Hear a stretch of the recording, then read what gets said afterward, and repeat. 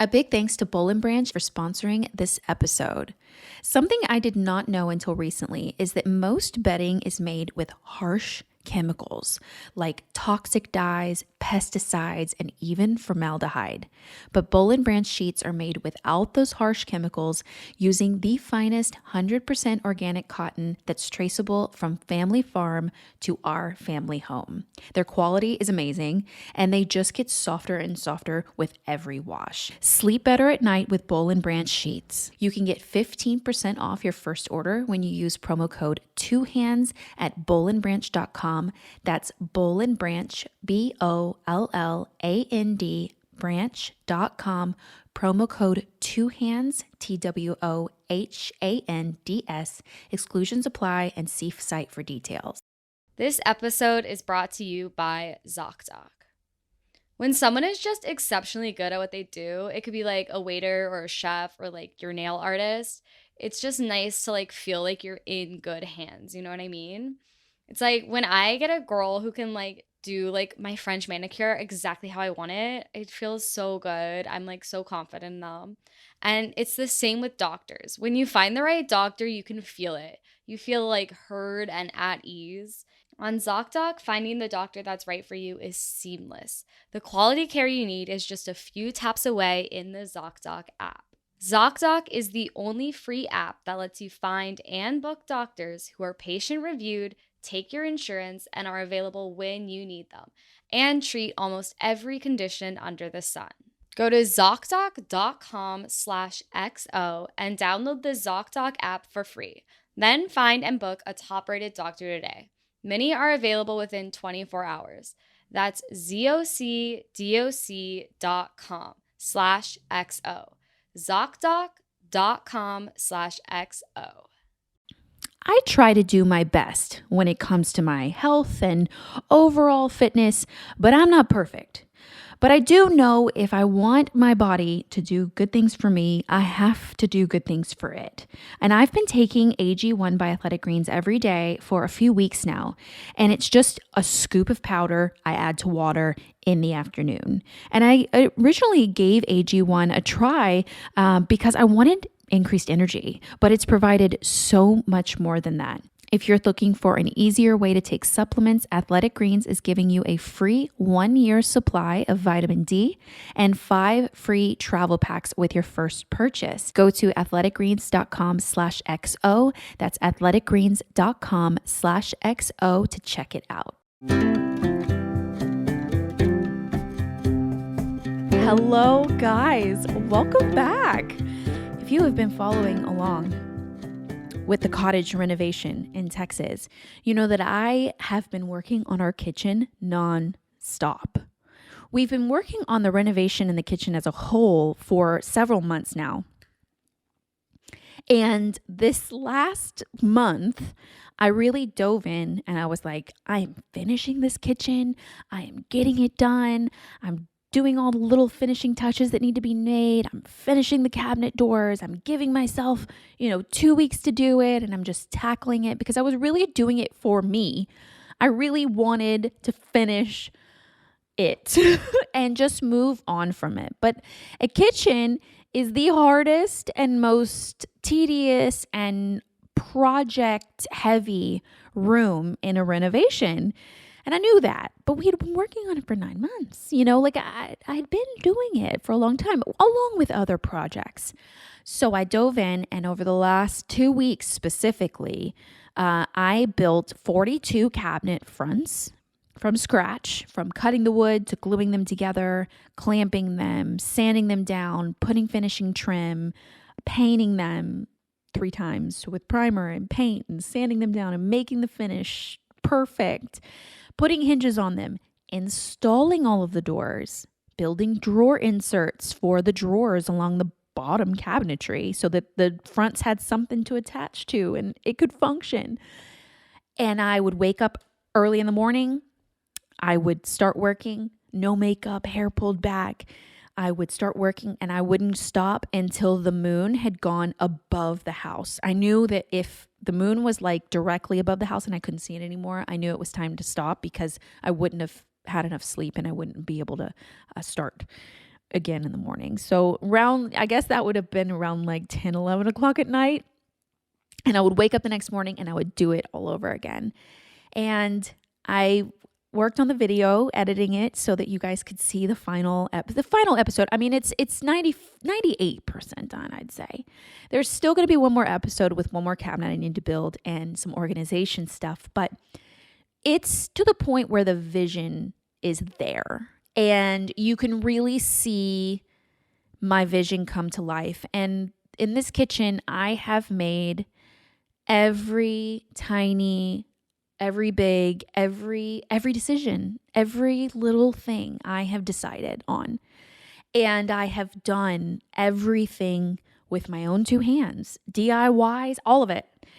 And I've had help, obviously amazing help from my family along the way in different areas. My mom, my dad, Romeo, and Kinsley. Kinsley's always there. And when I edited the video and I shared it with you guys when I'm filming this, it was just yesterday that I actually clicked publish. And you guys saw the final episode of us turning an old bathroom into a beautiful kitchen that I dreamt up in my head. I cried. I did. I think it all hit me that I never thought in my life that I could actually say I built a kitchen with my own two hands. And that was such a moment for me, I feel like, because I never thought I would be able to say that. And now that I am able to say that, I'm so proud that I accomplished something like that in my life and that I filmed it all so that I could show my kids one day, or you know what I mean? Like there was just something about it just hit me in that moment. Although also I'm incredibly tired and my muscles are fatigued. I'm sore. I need to sleep for a week. So I'm tired too, but I think it hit me in a different way. And it just made me so proud and feel really accomplished for myself. And I really wanted to finish the kitchen for myself because we had been working on it for so long. And I had been doing so many DIY projects out. You know how you just kind of get the itch that you want a project to be done. I want to wrap this up. I want to move on. I don't want to think about the kitchen being unfinished anymore or little things that I need to do. I want it done. So I was really doing it for myself. And I put this deadline on it. And I wasn't quite able to finish everything I wanted, but are we a heck of a lot closer to having a finished kitchen now versus a month ago? Yes. And it will be finished. There are such small things that need to be done, but I'm very, very proud. So I hope you guys enjoyed the process and actually seeing it, come to life. And it got me thinking, now that I have this experience of purchasing this cottage a little over 2 years ago, to DIYing so much of it myself. 95% of it was DIY. I didn't know going into the cottage, buying it, that it would be this. I didn't know that I would, step on the property and be like, yeah, I'm going to do all of this stuff. And it really wasn't like that. I think there are a couple of reasons why I decided to DIY so much. And I'll get into them. And it got me thinking, now that I've done that and I've done that cottage and I've done so much of it DIY, how much and what would I DIY again? Or what would I never DIY again? What's not worth it and what is? And it got me thinking so much this morning that I literally got my notebook and I wrote notes. It kind of sparked something in me. And I was like, okay, what would I do again and what wouldn't I? Because we obviously have now purchased another property in California that I'm sitting in right now. So if you're watching on the YouTube channel, this is where I'm currently sitting. And I started thinking about this house and what I would and wouldn't tackle again. And yeah, that's where I was at. I was like, okay, let me make a list. Let me figure it out. So going back, when we bought the cottage, and I come from a family. My parents have built homes, like you've heard here on the podcast. I've had my mom on here before, and we've talked about the homes that they've built. And most of their homes, if not all of their homes, have been new builds. and they've hired contractors. Gosh, if you heard last week, we shared some horror stories about hiring contractors. A lot of their work was contractor work. It wasn't something that they did DIY style, or they did some projects, but where mine is only 10% hired out, theirs is, 90% hired out. So it's a completely different project that I took on with this house, accidentally or not knowingly. So I think if you have a personality like mine, where I love to figure out how things are made, I love to do things with my hands. I find it very therapeutic. I love projects. I have patience for it too. Really, the 42 cabinet doors that I just accomplished really tested my patience. Like, really. I think it would have tested anyone's patience, because it was so monotonous, and it was the same thing over and over and over and over and over and over again, with really no room for error. Like, you had to be on and specific about the measurements and everything. So it really tested my patience. But overall, I have lots of patience for projects, and I really enjoy it. So now that the heavy manual labor kind of portion of our renovation is completed, I've been trying to set new routines for not only exercise, but also eating well and getting a good night's sleep. So at night, I've been getting off my phone earlier and earlier and retreating to the bedroom to read actually before bed. And it's really been helping to calm my mind. It also doesn't hurt that we have the softest sheets from Boll & Branch. Each sheet is slow made with 100% traceable organic cotton that feels unbelievably soft for years and years to come. If you have been wanting to upgrade your bedding, you have to try out Boll & Branch for yourself. Boll & Branch gives you a 30-night risk-free guarantee with free shipping and returns on all U.S. orders. And from the moment that you open the box, you can feel the quality and softness. And they get softer and softer every time you wash them. You can also pick from 10 different colors to match your decor, and they have like a silky sheen to them, so they look as good as they feel. They're made without any toxins and are perfect for year-round. Sleep better at night with Boll & Branch sheets and get 15% off your first order when you use promo code 2hands at bollandbranch.com. That's Boll & Branch, BOLLAND branch.com, promo code 2hands, TWOHANDS. Exclusions apply, and see site for details. This episode is brought to you by ZocDoc.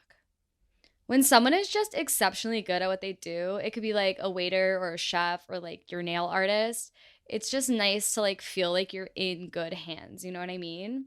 It's like when I get a girl who can like do like my French manicure exactly how I want it, it feels so good. I'm like so confident in them. And it's the same with doctors. When you find the right doctor, you can feel it. You feel like heard and at ease. On ZocDoc, finding the doctor that's right for you is seamless. The quality care you need is just a few taps away in the ZocDoc app. ZocDoc is the only free app that lets you find and book doctors who are patient-reviewed, take your insurance, and are available when you need them, and treat almost every condition under the sun. No more doctor roulette or scouring the internet for questionable reviews. With ZocDoc, you have a trusted guide to connect you to your favorite doctor who you haven't met. Millions of people use ZocDoc's free app to find and book a doctor in their neighborhood who is patient-reviewed and fits their needs and schedules just right. I love ZocDoc for this because my schedule is always cuckoo bananas, so it's so nice to like be able to find someone that works with my schedule. Go to ZocDoc.com/XO and download the ZocDoc app for free. Then find and book a top-rated doctor today. Many are available within 24 hours. That's ZocDoc.com/XO. ZocDoc.com/XO. I try to do my best when it comes to my health and overall fitness, but I'm not perfect. But I do know if I want my body to do good things for me, I have to do good things for it. And I've been taking AG1 by Athletic Greens every day for a few weeks now. And it's just a scoop of powder I add to water in the afternoon. And I originally gave AG1 a try because I wanted increased energy, but it's provided so much more than that. Not only does it make me feel ready to tackle projects, but like I'm giving my body the nutrition that it actually needs. AG1 was actually designed with ease in mind, so you can live healthier and better without having to do a lot of work.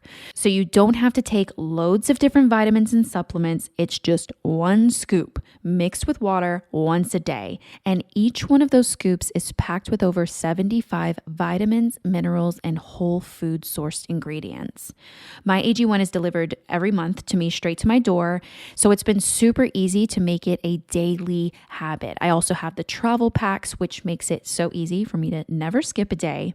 And it's the healthiest thing that you can do for your body and health in under a minute. If you're looking for an easier way to take supplements, Athletic Greens is giving you a free 1-year supply of vitamin D and 5 free travel packs with your first purchase. Go to athleticgreens.com/XO. That's athleticgreens.com/XO to check it out. This episode of With My Own Two Hands is sponsored by BetterHelp. Getting to know yourself can be a lifelong process, especially because we're always growing and changing. I know that I'm constantly changing year to year, and I look back on me 5 years ago and I'm like, who is that girl? Therapy is all about deepening your self-awareness and understanding, because sometimes we don't know what we want or why we react the way we do until we talk things through. BetterHelp connects you with a licensed therapist who can take you on that journey of self-discovery from wherever you are. I know therapy has been so helpful for me. I've learned so many positive coping skills and how to set boundaries. And it's just been so empowering for me to become the best version of myself. If you're thinking of starting therapy, give BetterHelp a try. It's entirely online, designed to be convenient, flexible, and suited to your schedule. Just fill out a brief questionnaire to get matched with a licensed therapist and switch therapists anytime for no additional charge. Discover your potential with BetterHelp. Visit betterhelp.com/WMOTW today to get 10% off your first month. That's BetterHelp, HELP.com/WMOTW. Another thing that I've realized about myself, I've always been a very extroverted introvert. I am very introverted, truly. I'm a homebody. I'm a Cancer, if you're into astrology. I'm a Cancer. I love to be at home. I love to be with just me, my dog, and my mom, or me, my dog. I love my alone time. That's why I love projects that is just me and my project. So when I think about a project or something that needs to be done at the house, I don't want to pick up the phone and call somebody to do it. I'm like, oh, maybe I could just do it myself. Maybe I could Google it and let me try it first. And then if I totally can't, I'll call someone, So I think that mentality and me being like that has really led me to do a lot more DIY projects than I think the average person, because I just don't want someone to come to my house. But maybe you're like me too, and you would rather try and figure something out on your own, or you're totally a person that would be like, I'm not going to try and figure that out. I'm just going to call someone and have it handled, So I feel like me loving DIY projects already, me loving how to figure out how things are done or made on my own. I love that stuff. And I don't want to call someone. Had kind of spawned this project of a cottage that I did. I didn't know stepping onto the property or buying the property that I would be doing all of this stuff DIY style. But here we are 2 years later, and I have literally DIY'd 95% of the property, 90 to 95% of the property myself. So it got me thinking, what would I do again? And what wouldn't? What wouldn't I DIY again? And so I really started from the beginning. And when we walked onto the property, I was like, okay, I've got to figure out how to keep all the character that I loved so much, which is the driving factor of why we bought that house in the first place. All the beadboard and the wainscoting detail, the wooden details, the hardware, the doors, and me being a person that's pretty thrifty, I'd say. Pretty thrifty. I'm very thrifty. I'm very budget conscious. I don't see the point in having to go and buy something new when I have something that's perfectly good that maybe just needs a coat of paint that I can reuse. So I'm very a person that would rather reuse and update versus throw away and buy new. So when walking onto the property, I drew a floor plan. I figured out how we could salvage and save as much as possible, but reimagine into the house. And then also, I didn't want, as much as I love the character of a home that was built in 1910, I didn't want to live like I was in 1910. And the floor plan as it was very compartmentalized. It was very closed off, and it made the rooms feel a lot smaller. And I just saw it not working for our family. So I wanted to reimagine it, not ruin, reimagine. So we took down and demoed down 4 walls. 2 were ones that were creating the bathroom. There was only a 1-bathroom house. So it was a very weird bathroom too. There were 2 walls that were made those. So that is now where our kitchen sits. So we turned a bathroom into a kitchen. So we took those 2 down, and then we took down, I'd say 1.5 walls in the entryway that was kind of creating the foyer. So it created this open T shape that isn't super open, but it's a lot more open than it used to be. And it's in the front of the house. So that was my first step. It's like, how could I take what was there in terms of material and reuse? All the doors that were original that were in the house are reused in the house. Every single one of them. They're just in a different place, except for the front door. The front door stayed. So how could we reuse material, and how could we reimagine the space and the floor plan to make it work for our family? And then I was like, okay, now what do I do? So then it became, well, we've got to take off these weird additional rooms that they had put onto the house. There was a falling down sleeping porch. There was a laundry room. There was a back patio thing. There was a kitchen that I actually kept because it's now our guest bathroom. We use the kind of plumbing holes and things. So we needed a demo. We were in demo stage. So let's start there. We demoed everything ourselves because I wanted to save everything. I wanted to save every piece of wainscoting, every piece of beadboard, every hardware, even the studs, the 2x4s that are in the walls. I saved the wallpaper that was underneath drywall that had been put up 100 years ago. I saved. And I think if I had hired someone to come in, I asked my contractor, we did end up getting a contractor for some things, which I'll get into. But I asked my contractor, how much would it have cost to have all of this demoed for us, and he said it would be around 15 to 20 grand, I think it was, to have it demoed, but I wouldn't have been able to save everything because the odds of finding someone that would have taken the care that I did, taking off each beadboard one by one, which is tongue and groove that has 3 nails, and saving it, taking out the nails and being able to reuse them for different projects and keeping everything intact. All the windows we took out individually and saved and repurposed back into the house. Someone that would have come in, a team would have come in and demoed. Granted, it would have probably only taken them like 2 days, and it took us like 6 months because we literally saved everything, and it was just me at times, or me and Romeo, or me and my dad. And we were saving as much as we could. We just wouldn't have had that if we hired it out.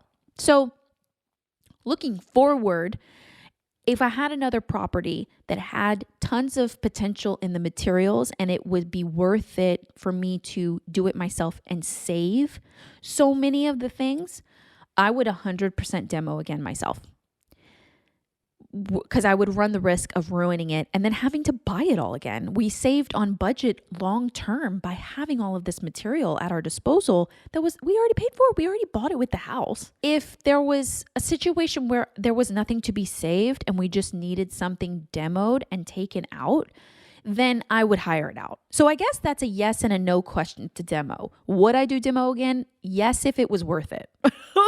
No, if it wasn't. Once we had demoed off everything off the house that we needed to, and we had saved everything and I had stored everything away, and we got to a point where we had removed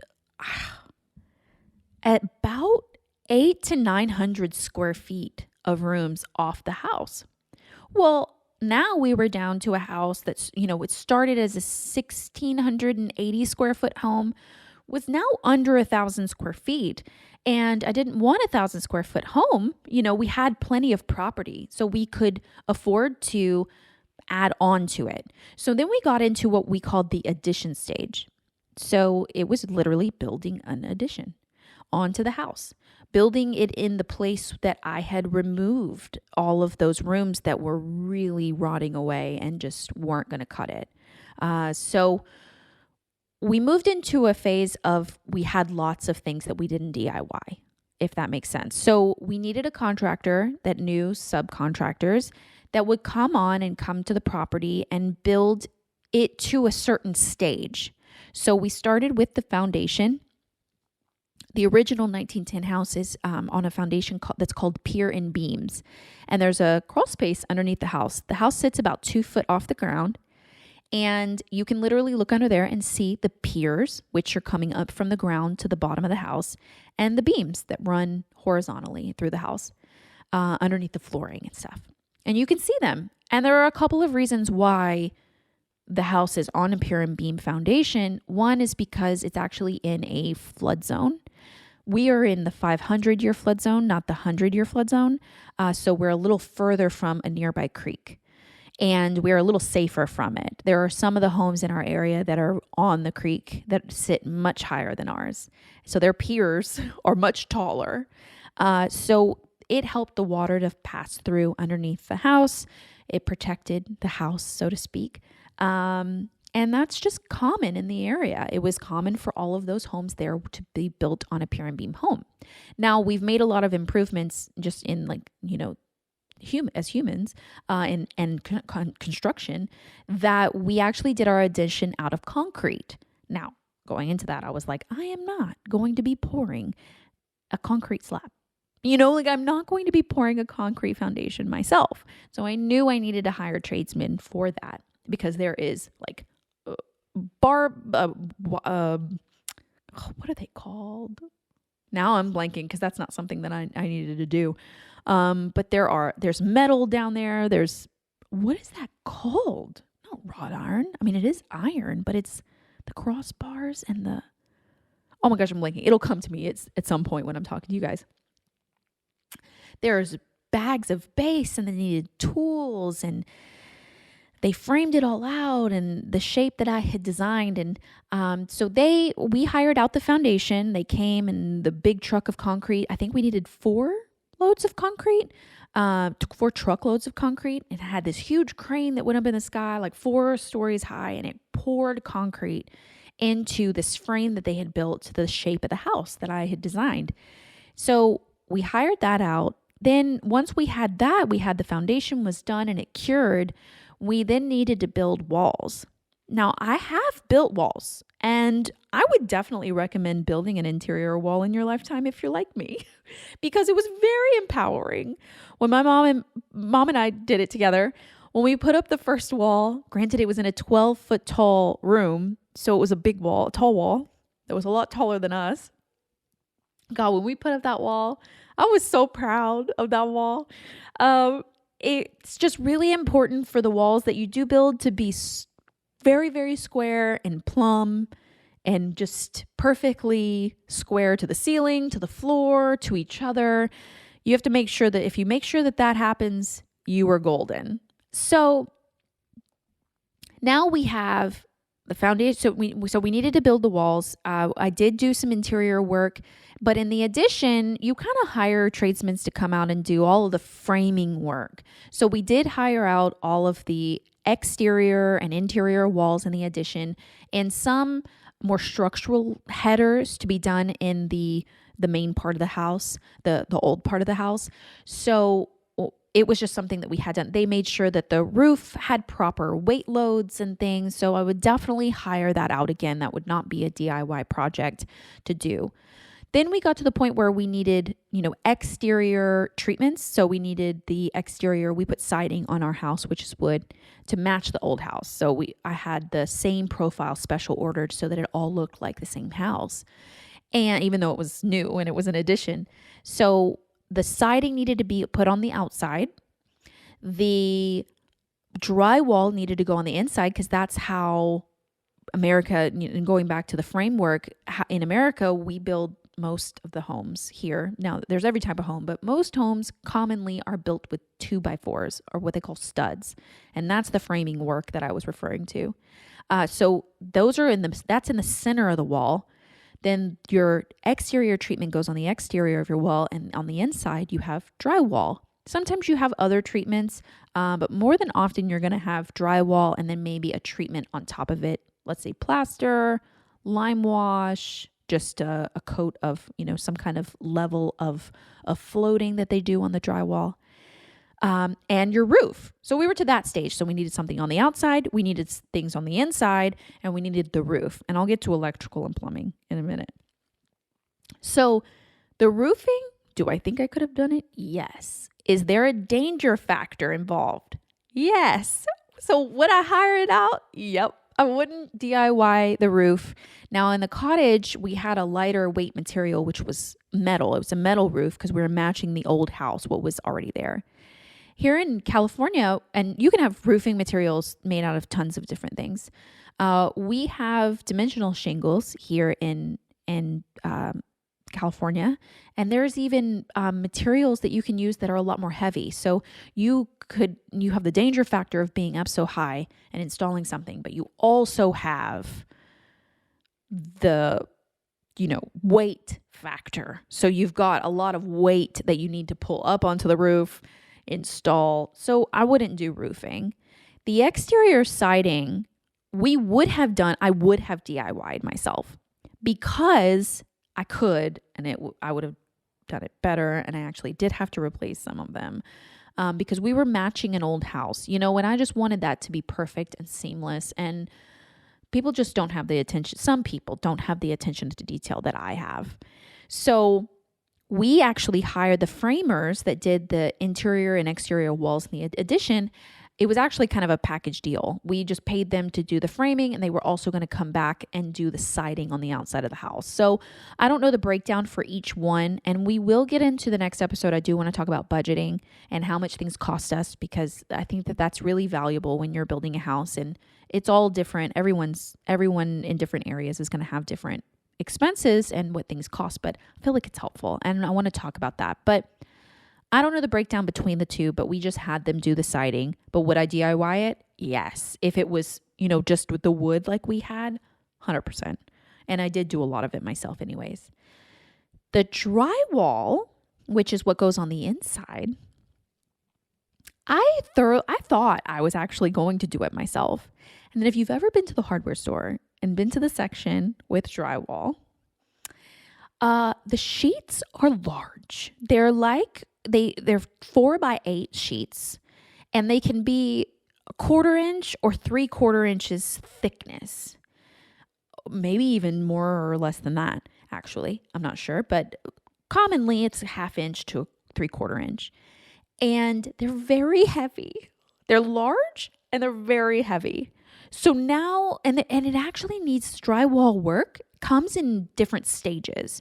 So the first stage is that all the drywall sheets are hung on the wall. Then it goes into the stage of taping, floating, and texture. So once the drywall sheets go up, there's kind of like a seam, where the sheets meet together, there's a crack. So it's taped, what they call it. And it's literally drywall, sheetrock tape that goes in the center to cover that crack. Then they float it, meaning they kind of, think of it like a thick paint in a sense, but it's made out of the same material so that you don't see that seam in between all the sheets that they've put up. So it creates a really solid, complete finish on your wall. Then you go into finishing. So in the cottage, we did a level 5 finish in the old part of the house in the front, which is the highest level of finish that you can do. and it's a very smooth finish. So because drywall has so many stages and so many steps, and the different textures and things, and then also individually each sheet is so heavy, I would do smaller drywall projects like I did with the fireplace and some patching here and there. But in terms of putting drywall in an entire house, I would not DIY. So I would hire that out. I would save my muscles. I don't even know if I could lift that many sheets. I mean, there were stacks and stacks of them in the cottage. So I don't think I could do the quantity, but I would do smaller jobs. So basically, now that we have the drywall on, we have the outside up, we have the roof on, and the foundation, you're walking into now what I would call a white box. And there's no finishes, there's no character, there's no flooring, there's no trim, there's none of the special stuff that really makes a house a home. You're walking into the white box, and this is the point where I would DIY a lot. This is the stage where I really come into play, because everything before that is very foundational. It's more work than it's worth. You need to hire it out. So now let's start. I kind of skipped a step, and I skipped plumbing and electrical. And if you are doing a renovation and your electrical is good, and what you may need is maybe a plug somewhere, or light fixtures hung, or things, recessed lights put in, when you already have the wiring, you have something to go off of. I would 100% do the electrical work that's safe to do. I would 100% install a light fixture, and I have, and I will continue to do that, because I actually looked up on average how much it really is to hang a light fixture, and Home Guide says that it's between $125 to $300 per light. Home Depot said it's between $75 and $125. That totally depends on the size of the light, how high you're putting it, things like that. So if it's this huge chandelier in your entryway and you can't lift it on your own, but you could get a few people to help, I would still do it, but making sure that it's going to be safe, But if you're installing, like most of us, some pendant lights over your island, or a light fixture over your mirror in your bathroom, 100% do it yourself. Make sure the electricity is off. Turn off your breaker at the source, like at the breaker box. Turn it off. Make sure you don't shock yourself, and install it. It is very simple.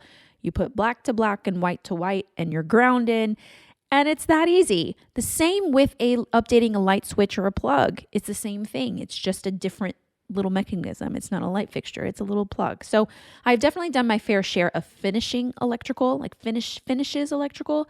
In terms of wiring your whole house with electrical wire, doing things with the meter, putting in a breaker, I personally wouldn't DIY that stuff, and I probably couldn't in terms of code. There's more layers. So hire out that type of electrical work and do the finishes on your own. Save the money and install your light fixtures, but be safe and turn off the electrical. In terms of plumbing, with your water lines being, this is all like foundational stuff before we get to the pretty stuff. So I'm kind of trying to go through it quickly. But with your water lines, if you need to have all of that run, if you need your drainage system built up and things like that, I would definitely hire out that type of stuff. But when it gets to installing a sink, if you guys followed along just when we've had this California home, the first thing I wanted to do was swap out our sink in the kitchen because I didn't like it. I did it myself. I took out the old sink. I took apart the water lines. I turned off the water. I dropped the new sink in. I put the new faucet in. It is very doable. I will continue to do that because that can be really costly to have someone come out and just replace your sink, or even just changing out your faucet on something. If you've got your water lines there and you can turn off the water and do it yourself, all you really have to remember is that you need everything really tight. Make sure that you screw everything really tight so that there's no leaks for water, and you're golden. Like that I would totally do. The drainage in your whole house and running water lines through your whole house is water lines in your whole house is not something I would do. So I would do some, I wouldn't do others. But now that we've talked about all of that, the foundational, the roofing, the drywall, the electrical, and the plumbing, now we're to that stage where I would DIY quite a lot.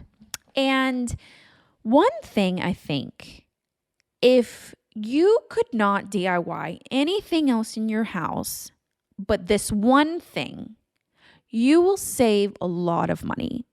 And that is painting your walls. It's expensive. If you've ever gotten a quote to paint a room or even your whole house, I mean, I'm talking interior and exterior. I paint. I don't hire any paint out. I invested in a good paint sprayer that cost me like $250. I tested quite a few, so I will leave my recommendation in the YouTube video. I will link it for you. It has gotten me through so many projects. I've painted our entire exterior of the cottage. I've painted every room, including trim, walls, ceilings, projects. I've used it for everything. I invested in a good paint sprayer. I invest in good quality paint that's probably going to cost you $60 to $70 a gallon. And I paint myself. And I've gotten really, really good at it. And it doesn't matter if you're going to be spraying the paint or using a traditional roller and an extension rod and painting the walls yourself. Learn how to paint and paint yourself, because it can be so expensive and you're probably going to be able to do it better than others. So the average cost, and when I looked this up, I was shocked because I knew it was expensive, but I've never hired this out. Average cost to paint an interior room, including the trim, the ceiling, and the walls, all three, because that's normally what you need to paint if you're starting with a white box, is $4.69 a square foot. Now, this is just an average that I got on Google. Our living room, for instance, at the cottage is 16 foot wide by 26 foot deep because it includes the entryway. That means it's 416 square feet total. So you just multiply the two numbers together. That means that it would cost $1,951.04 for someone to paint our living room, which is bonkers.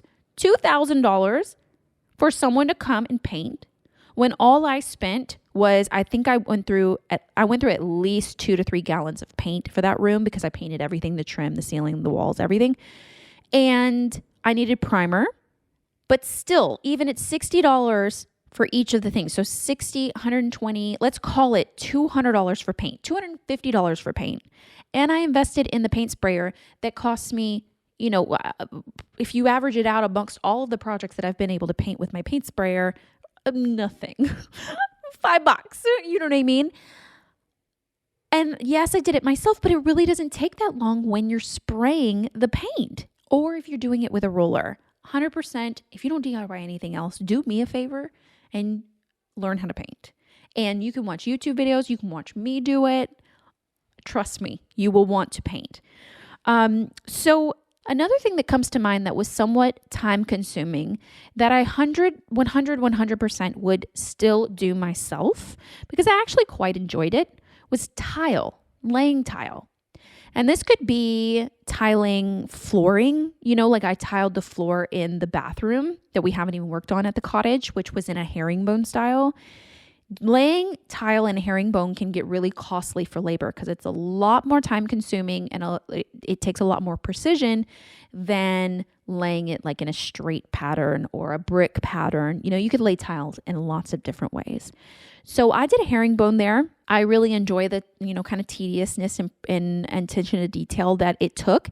And I would 100% do it again because I don't think that it's a hard job. It's not like you have to lift heavy material. You can mix up your what you stick it down with and your mortar and your grout. And I really enjoy it. So I would definitely DIY anything tile related, including backsplashes. I did the backsplash in our kitchen that I just finished. It took me a night. I invested in something that you do have to get is something to cut the tile with.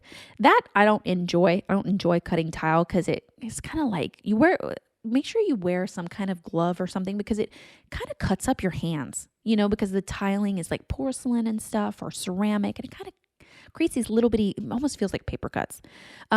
So you have to invest in something to cut it with.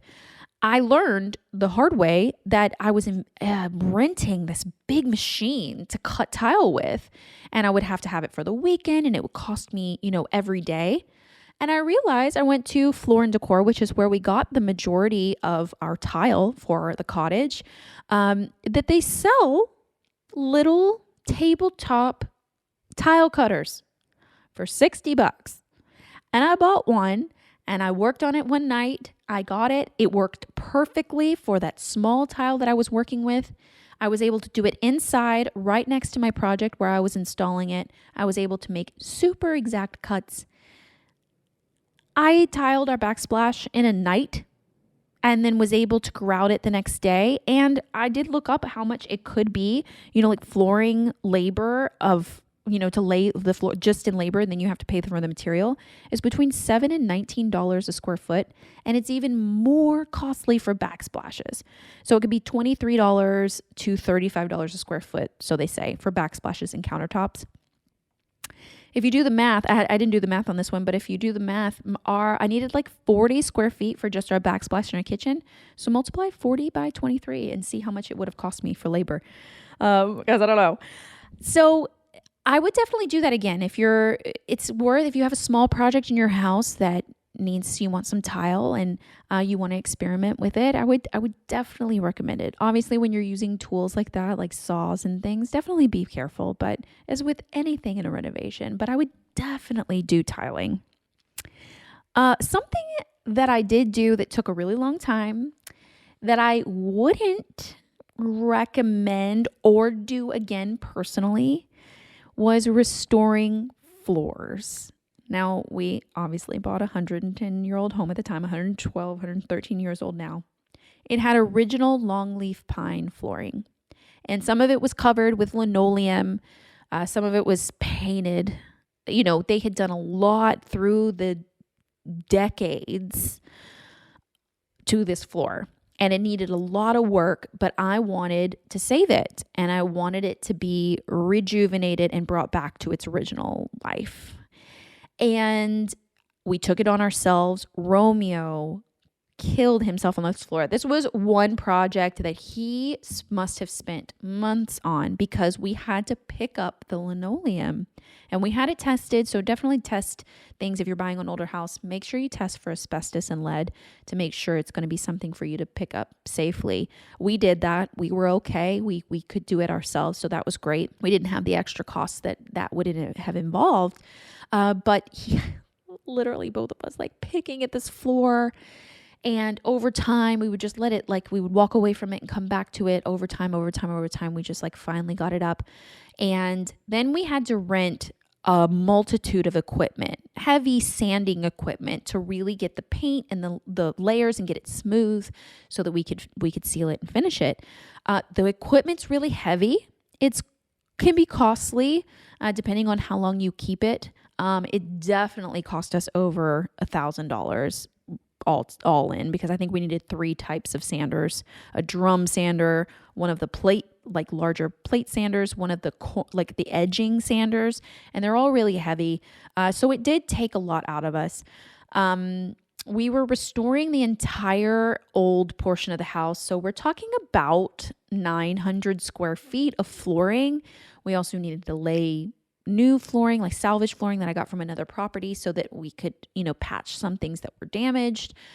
So all in all, I don't know how much it would have cost us to redo, for someone to come in and do that floor for us. But I don't think I would ever do it again. I think I would definitely get the quote, and I definitely think that it would be worth paying to have it done because that killed us. That was really something that was just super intense. Laying new floor, way easier. Restoring old floor, not so easy. So I would definitely get the quote first and decide after. Maybe if it was super expensive, I'd be like, oh, maybe I'll do it again. You know what I mean? But I would definitely get that quote. Something that we recently went through in the kitchen renovation was also, obviously, I built all of our cabinets, meaning the box itself, which they call a carcass, but I hate that. I don't like calling it that. But the box itself, the drawer inserts, and the cabinet fronts, the drawer fronts, all of it. I did everything from scratch. And cabinet doors and building cabinets is the most expensive thing that you can do in a kitchen. It's the most expensive, it's the highest ticket item. Now, there are such a range of materials that you can use for kitchen cabinets. There's such a range of quality and detail that you could use for your kitchen cabinets. You can get them ready made. You know, you can go to the hardware store and just buy it, buy a box and buy it with the cabinet door already on it and everything, and put that. That could be like your lower tier of price point. You could do it semi-custom, to where you buy the boxes, but then you have these specialty doors that are put on it. If you are going to do that, I would definitely recommend just putting the budget in the cabinet doors, because that's what you're going to see. You're never going to see the cabinet itself, like inside. Or you could do it on a whole nother luxury level of having really high-end cabinets made for you or make yourself that have lots of detail that almost look like furniture. And that's really what I was going for with the cottage. I wanted our cabinetry to look like furniture. And I think the only thing where I didn't go as high end was in the material of the wood that we used. For our boxes, I used cabinet ready plywood. So it's a sandy plywood that it's like smooth, but it is plywood. It's not a solid wood.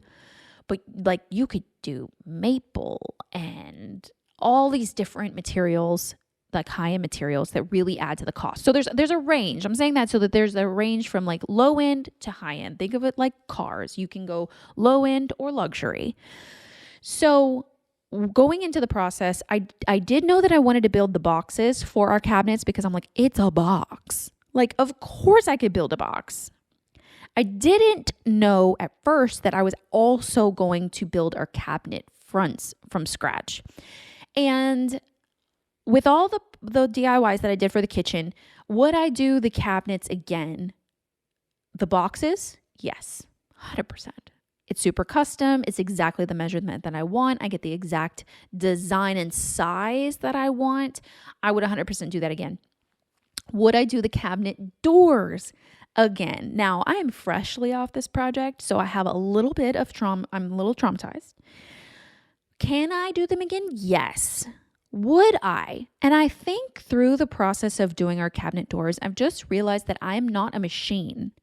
I am not going to do things as perfect as a computer would do. And that's really what these companies use. They don't cut everything by hand. They're not assembling things by hand. A machine is making this and cutting them. And I would look into first finding a cabinet door that I could get custom. I think when I looked, it was going to cost us like $60 a door front. Well, now I made them for a lot cheaper than that. I just made it for the cost of the wood.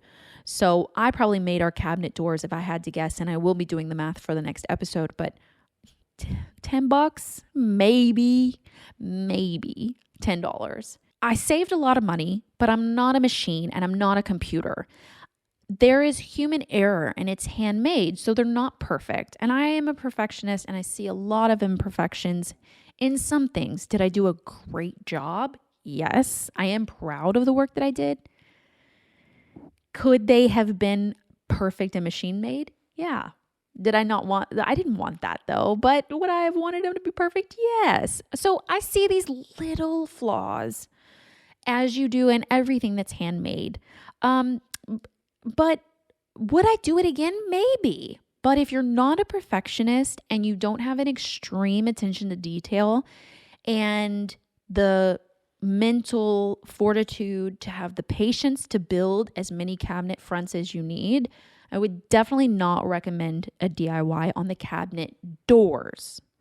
The cabinet boxes, 100%. DIY them, put them in, get them all installed, measure for the type of doors that you need, get them designed or buy, get a design that's already made by I think it's cabinetdoors.com. I feel like that's where I looked, and have them cut and made for exactly your cabinet, and get them unfinished, paint them yourself, and I would do it that way, because we have a friend, my parents have friends that actually got a quote for their kitchen. It also depends on how big your kitchen is, how many cabinets you need, how many cabinet doors you need. But they specifically got a quote from a very high-end cabinet maker in the area, and they quoted them $100,000 for their cabinets. Now that's the doors, the box, the inserts, all of the above. $100,000. And I can guarantee you in the next episode when we talk about budget, I did not pay anywhere near that or even a fraction of that to DIY them. So get the quote. Quotes are fun. Get the quote, see how much it would cost you, and then see how much, kind of back up from there and see how much the materials would be, and go from there. So I don't know. I feel like I'm coming off of the trauma of doing them all myself, but I feel like I definitely would do them again because I know how now, and I can build on that experience and build on that knowledge and do them better the next time. Something that through a house, you get to a point where in the contractor work that you need a finishing contractor. And this is someone that comes in and does all the finishing work, the crown molding, the casings and the trim around the doors, the baseboards, anything that's like the finishing touches, the on top stuff. Finishing carpenters is a specialty trade, and it can be costly, very costly actually. And if you've ever tried to put up crown molding or cut crown molding in general, it's hard. It's just hard. It's hard to have your brain think in cutting angles. It's the angle of the crown molding, how it goes up. It's the angle that you need to cut it to join at the joint in the wall, at the 45, cut at a 45-degree angle, but it's not 45, it's like 35.9 or something. It's hard. And most miter saws will actually have a guide that you can actually use and cut. I have just now gotten to a point where I can do it well-ish. Not perfect like a finishing carpenter does, but pretty doggone good. So crown molding's difficult. All the rest of the trim work around door frames and baseboards that have singular cuts, really not a super crazy angle, 100% do yourself. Like, go design your perfect one, find one that you love, install it yourself, get yourself a nail gun, and DIY the finishes. I feel like trim, crown molding, baseboards, your casings around your windows and your doors are really what give, for me, life to a room. Like, our home here in California doesn't have a lot of trim at all. It's the style of the house, but it does have some upstairs. So I can see myself definitely adding some trim to bring in that character because I love trim work a lot. I would definitely do the finishing touches, definitely DIY again. Maybe I would hire out the crown molding just because it's so obnoxious to install, but another thing that we worked on when we were in the addition stage, when we were adding the addition, is insulation. Insulation is obviously what helps insulate your home so that the inside temperature can keep whatever you want it to be. So if it's really hot outside, you want it cool in your house, and vice versa. If it's really cold out, you want it warm. And it really helps, just like windows will help if they're more energy efficient. And in the addition, we did a spray foam open cell, I believe. I can't remember. There's open cell and closed cell, and I can't remember which is which now that I'm sitting here. But we did a spray foam, and they come in with a truck and a tube, and they literally spray it in and into the walls. So it's super, super insulated. In the old house, we discovered that once we took off the kind of added drywall, that the way that they built houses then was with a natural insulator, which was air. And so air was trapped between shiplap boards and the exterior siding. We didn't want to go through the whole house and remove all of the shiplap. So instead, anywhere that we could, we added insulation ourselves. And that was just the packs of insulation that are rolled up that you buy from the hardware store. You wear gloves and a mask and you unroll them, you staple them to the 2x4s that are in the wall, and you have helped insulate your house. So we did as much as we possibly could. As much as we could reach, we added insulation. If there was a hole there and we could reach it, we added insulation. So just to help further keep our home as energy efficient as possible. So insulation is definitely easy. If you're rolling it out and stapling it, it's super easy. You just want to make sure that you're not breathing it or touching it because it has fiberglass in it.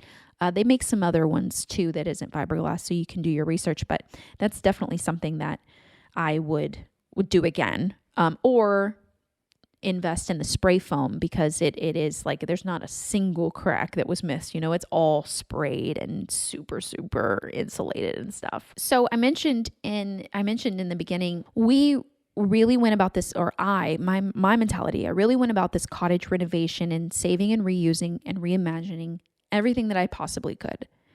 And with that became the doors.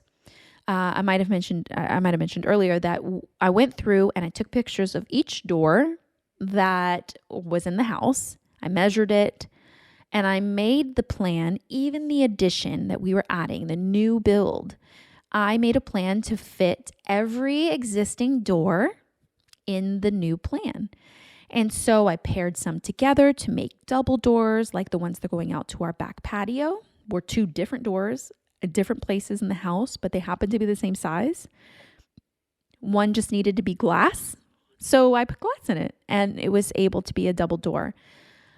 I made that plan and we saved money on every door because we had already bought it with the purchase of the house. We had it. Why not use it? And then we are installing them ourselves. So one of the things that I definitely would do and continue to do is install doors. It could be a little intimidating, like we are installing the frame, obviously, which is the casing around the door. No, just the frame. The casing is actually the trim that hides the frame from, the wall, the space in between. It's the trim around the door. But you just want to make sure when you're hanging doors that you have a helper, because it can be hard to install by yourself, and that you're making sure that it's square and plumb. And you do that by using little shims and, making sure that everything's right. But I would definitely do that again. And there's a lot to be said about some old doors. You can get great deals on old doors at flea markets. I've found a lot at flea markets, actually. And they have lots and lots of character, especially interior doors for sure. So moral to the story, we've done a lot of DIYs. There are only a few things that I wouldn't do again that I have DIY. The floors were definitely one that came to mind that was so intense. The only other project that I can think of that was so intense in terms of the work, but I would 100% do again, would be restoring our 112-year-old now windows. So those original windows that I reimagined back into the house in some way, I wanted to keep. And they had layers and layers and layers of paint on them. And some of the glass was broken. And we saved a lot of money by using them. We saved a lot of money by restoring them ourselves and sanding them down and even installing new glass. It was going to cost me, I remember getting a quote, it was going to cost $100 a pane. And we have windows that have two panes in the top, 2 panes in the bottom, so 4 panes. So it was going to be $400 a window for them just to install 1/8 inch glass that you can buy for like $10. So it's like doing all of that work, I would 100% do again when that was a big project. But I feel like the big one that comes to mind was that restoring those floors. The more I look back on it, it really wasn't worth the time and energy and frustration and pain and soreness. And I commend the men. I commend the people that come out and do that work because it was really intense. But overall, would I buy another property to DIY renovate and do this all again? 100%. I feel so empowered by doing DIYs in general, but I feel more empowered doing DIYs that have a purpose. And I don't like just random projects that don't have a place to go or a meaning. I like things that I'm going to DIY this and it's going to be there and it's going to look good there and I'm going to have it forever. And I'm going to do it really well and it's going to stand the test of time and it's going to be really good quality. Those are the DIYs that I live for.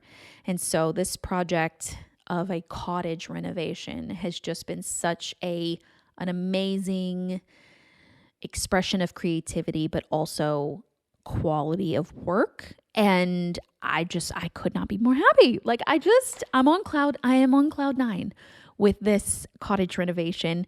And now I can see myself flipping homes in the future and doing the same thing, but maybe I wouldn't, do it quite as intensely as it has taken a lot out of me. And DIYing a house is no joke. But if you have ever done it before, it is incredibly empowering. So I hope this helped you guys know or see what I've learned and what I would and wouldn't do again in terms of DIYs and the work that goes into them. And I'm so glad that I have the experience of doing them firsthand, but also the experience of knowing what I would and wouldn't do again. Like being here now and I would not do the floors again. I can't stress that enough.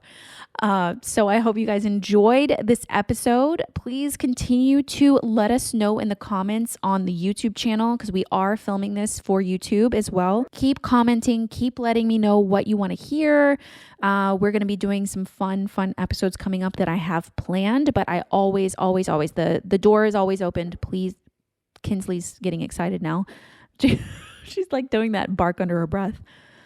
The door is always open. Please let me know what you guys want to hear. I have enjoyed doing this podcast so much, so I hope you guys are enjoying the episodes. And if you've missed any of the episodes so far, you can, of course, catch up on wherever you listen to podcasts and on YouTube as well. I will see you guys in 2 Wednesdays. Until then, I hope you have a great 2 weeks, and I will see you as well on all the channels, on all the socials. Make sure that you're subscribed. You hit the plus sign. I think it is if you're listening to the podcast on the go, or subscribe to the YouTube channel so you know when I upload. And I will see you guys really soon. You can say bye, Kinsley. You say bye. Bye. Bye.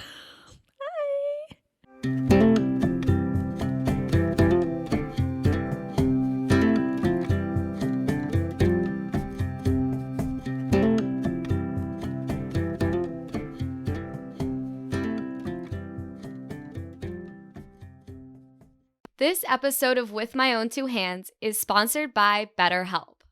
Getting to know yourself can be a lifelong process. BetterHelp connects you with a licensed therapist who can take you on that journey of self-discovery. I know therapy has been so helpful for me. I've learned so many positive coping skills and how to set boundaries. If you're thinking of starting therapy, give BetterHelp a try. It's entirely online, designed to be convenient, flexible, and suited to your schedule. Just fill out a brief questionnaire to get matched with a licensed therapist and switch therapists anytime for no additional charge. Discover your potential with BetterHelp. Visit betterhelp.com/WMOTW today to get 10% off your first month. That's BetterHelp, HELP.com/WMOTW.